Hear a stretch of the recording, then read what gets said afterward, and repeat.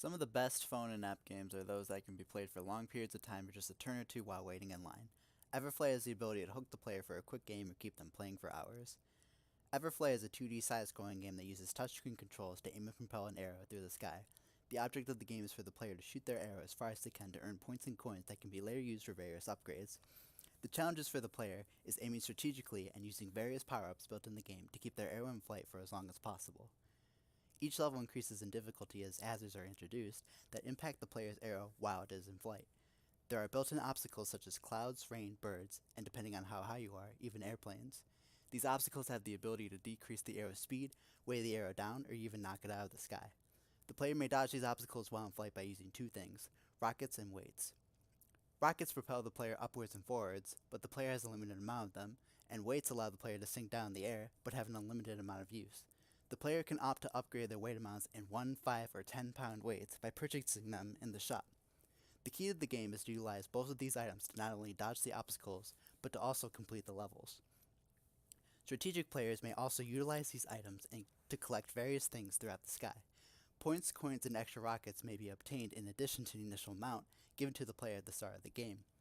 This adds another element to the rocket and weight system by making it so that the player has to think on the fly about whether or not they want to attempt to obtain these items during flight or deplete their inventory by using them at all. Each player starts the game with 5 rockets that only can be replenished by earning them in the game or purchasing them in the shop, adding an additional level of strategy. If the player's arrow were to crash land at any point or get knocked out of the sky by a hazard, the player would lose a life and have to retry the level. There are 5 lives that a player starts with, and more can be found throughout the sky or purchased through the in-game shop. Once the player loses all their lives, it is game over. At various points throughout each level, there are checkpoints. Checkpoints are found after the player flies a certain distance. If the player were to fly past the checkpoint, any amount of distance after that point is converted into coins, which the player can use at the in-game shop. Once the player passes a checkpoint and finally crash lands, the player will begin again at that checkpoint. At the new checkpoint, the player will fire off once again as if it were a new level. Once the player passes through all the checkpoints and reaches the bullseye at the end of each world, the level ends, the player receives everything they obtained throughout the world, and the player is sent to the shop.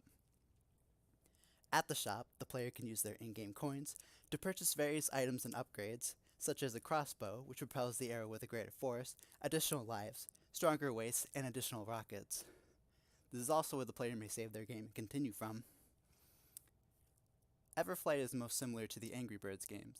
However, this game idea is more about the strategy of maneuvering your arrow in flight rather than projecting it to create damage. Another similar game would be Kitty Catapult.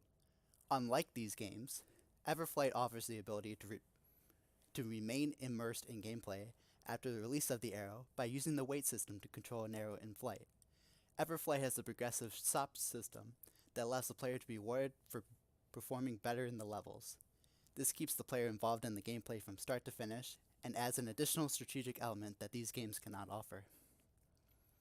I believe that this game would be rather simple to make with a team of full-sail students. However, the ideas described are more touchscreen based, and we have not yet learned how to implement touchscreen controls in our classes.